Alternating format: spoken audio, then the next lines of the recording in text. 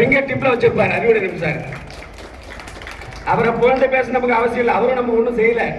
இருந்தாலும் ஒரு மனிதரை தவறாக சுட்டி காட்டக்கூடாது, தவறானவர்கள் நல்லவர்களாகவும் சுட்டி காட்டக்கூடாது. அதுதான் நம்மளோட எண்ணம். அப்ப சொல்றாரு, சார் இந்த ஃபைல் அப்படியே என் பென்ட்ரைவ்ல இருக்கு, நீங்க எங்கே இருங்க, நான் போய் ஜெராக்ஸ் போட்டு எடுத்துட்டு வந்துடுறேன், சார் எப்பயே கையெழுத்து வாங்கிக்கலாம் அப்படி சொல்றாரு. நம்ம பதிவாளர் இருக்கார்ல, மரியாதைக்குரிய பதிவாளர், அதெல்லாம் வேண்டாம், அதை நான் பார்த்துக்கிறேன். இந்த ஃபைல் மறந்து சிதம்பரத்தில் இருந்துச்சுனாலும் பரவாயில்ல, நான் எடுத்துட்டு வந்து திரும்ப வாங்கிக்கிறேன்னு புடிவாதமா ஒத்த காலில் நிற்கிறார். நடராஜர் பேர் ஒத்த காலில் நின்று இன்னைக்கு நம்ம நடுத்தருவில் இங்க நிக்க வச்சிருக்காரு. அன்றைக்கு அந்த கையெழுத்து ஆகியிருந்ததுன்னா இந்த ஆடிட் செக்ஷன் முடிஞ்சிருக்கும், நமக்கான பதவி உயர்வு கொடுத்திருப்பாங்க, செலக்ஷன் கிரேட் கொடுத்திருப்பாங்க, ஸ்பெஷல் கிரேட் கொடுத்திருப்பாங்க, இஎல் சரண்டர் கொடுத்திருப்பாங்க, இன்சூரன்ஸ் அறிவிச்சதை கொடுத்திருப்பாங்க. இந்த என்எம்ஆ கன்சாலேட்டுக்கு ஒரு வழி பிறந்துடும். அத்தனைக்கும் மூல காரணம் இந்த ரீபிக்சேஷன்.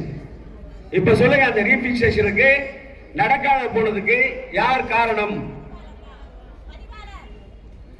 இந்த பதிவாளர் தன்னுடைய பணியை சரியாக செய்தது. நீ சிறப்பாக செய்ய வேண்டாம், நமக்காக பெருசா நீங்க கஷ்டப்படல வேண்டாம். உங்களுடைய பணியை நீங்கள் சரியாக செய்திருந்தால் இந்த போராட்டமே நடந்திருக்காது, நடக்க வேண்டிய அவசியமே இருந்திருக்காது. ஆசிரியர் பிரகாரம் அவங்க ஒரு 15 நாள் போராட்டம் பண்ணாங்க, அவங்க கோரிக்கைக்காக அவங்க பாட்டுக்கு போராட்டம் பண்ணிட்டு போயிருப்பாங்க. அது அவங்களோட செயல்பாடு நடந்ததோ நடக்கலையோ என்பதை நாம புரிஞ்சுக்கலாம். நாம அது போராட்டத்தில் கலந்துக்கலாம், இல்ல ஆதரவு கொடுக்கலாம், இல்ல கலந்துக்காம கூட இருந்திருக்கலாம். ஆனால் அந்த ஒரு நாள் செய்த ஒரே ஒரு தவறால் ஒட்டுமொத்தமாக 7500 ஊழியர்கள் மொத்தமாக பாதிக்கப்பட்டு நடு வீதியில் இருக்கின்றார்கள். ஒரு திறமை வாய்ந்த தகுதி வாய்ந்த ஒரு அட்மினிஸ்ட்ரேஷனுக்கு வரணும்னா அட்மினிஸ்ட்ரேஷன் தெரியணும். நீங்க அகாடமிக்ல பெரிய கிங் மேக்கரா இருக்கலாம், அட்மினிஸ்ட்ரேஷன்ல பேசிக் சர்வீஸ் தெரியணும். நீங்க முன்னாடியே கூட பதிவாளராக இருந்திருக்கலாம், அப்பயே நீங்க ஒண்ணுமே செய்யல, எம்ப்ளாயிஸ் எதையுமே செய்யல, அப்ப இருந்தே இந்த பிரச்சனை நீடிக்குது. சரியான நேரத்தில் எங்க கழுத்தை அறுத்தது இந்த பதிவாளர் மரியாதைக்குரிய சிங்காரவேலன் என்பதை மரியாதையோடு தெரிவித்துக் கொள்கின்றேன்.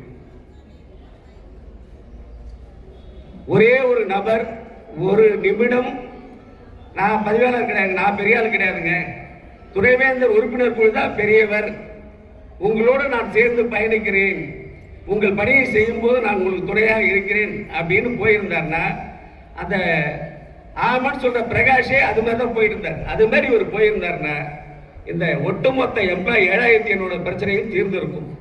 எங்களுடைய பிரச்சனை தீராமல் இன்று இந்த இடத்துல உட்கார்ந்துக்கிட்டு வெயில்ல வயசானவங்களையும் நோய்வாய்ப்பட்டவங்களையும் ஒரு சகோதரி காத்து அழுதுட்டு போனாங்க பாருங்க, அவங்க கண்ணீரோட இங்க நிற்கிறதுக்கும் காரணமாக இருப்பது நமது மரியாதைக்குரிய பதிவாளர் சிங்காரவேலன் என்பதை உங்களுக்கு உண்மையாக, நேர்மையாக, அழுத்தமாக, தெளிவான சிந்தனையோடு நிதானத்தோடு சொல்லிக் கொள்கின்றேன். இது போன்ற பதிவாளர்களை இந்த பல்கலைக்கழகத்தில் இனி வரும் காலங்களில் யார் பணம் கொடுத்து வந்தாலும், யார் குறுக்கு வழியில் வந்தாலும் நாமெல்லாம் அனுமதிக்க கூடாது. இங்க எங்களோட ஊழியர்களோட பிரச்சனையை மட்டும்தான் சொல்றேன்னு நினைச்சுக்காதீங்க பேராசிரியர்களே, உங்களோட பிரச்சனைக்கும் தலைவலி அவர்தான். ஐயா செல்வராஜோட பிரச்சனைக்கும் அவர்தான் காரணம். இங்க ஏன் இந்த பிரச்சனைகள்லாம் வந்ததுன்னா, அந்த அதிகாரத்தை படுத்துற பாடு இருக்குங்களே, அந்த அதிகாரங்க சேர்ல உட்கார்ந்துக்கிட்டு நான் தான் பெரியவன் நீங்க சொல்ல போனதால ஏற்பட்ட பாதிப்பால 7500 பேர், 7500 குடும்பங்கள் நடு வீதியிலே தத்தளிக்கு என்பதை பதிவாளர் புரிந்து கொண்டு இனி வரும் காலங்களில் இது போன்ற தவறுகளில் இருந்து தாங்கள் தங்களை திருத்திக் கொள்ள வேண்டும். இல்லையில் வருங்காலங்களில் உங்களுடைய அலுவலகம் முற்றுகையிடப்படும்.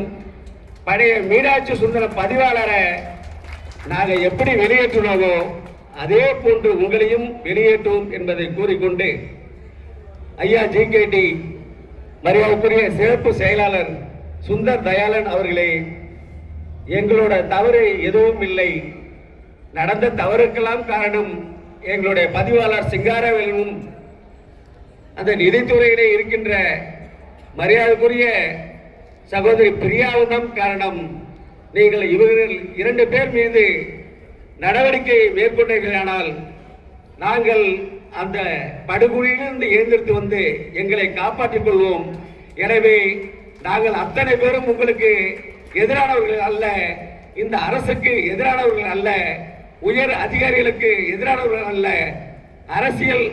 அரசியலை செய்து கொண்டிருக்கும் அமைச்சர்களுக்கு நாங்கள் எதிரானவர்கள் அல்ல என்பதை தெரிவித்துக் கொண்டு அடுத்ததாக மரியாதைக்குரிய எங்களுடைய மூத்த போராளி பேராசிரியர் ஜாக் இணை ஒருங்கிணைப்பாளர் ஐயா இளங்கோ அவர்களை பேசுவதற்கு அழைக்கின்றேன்.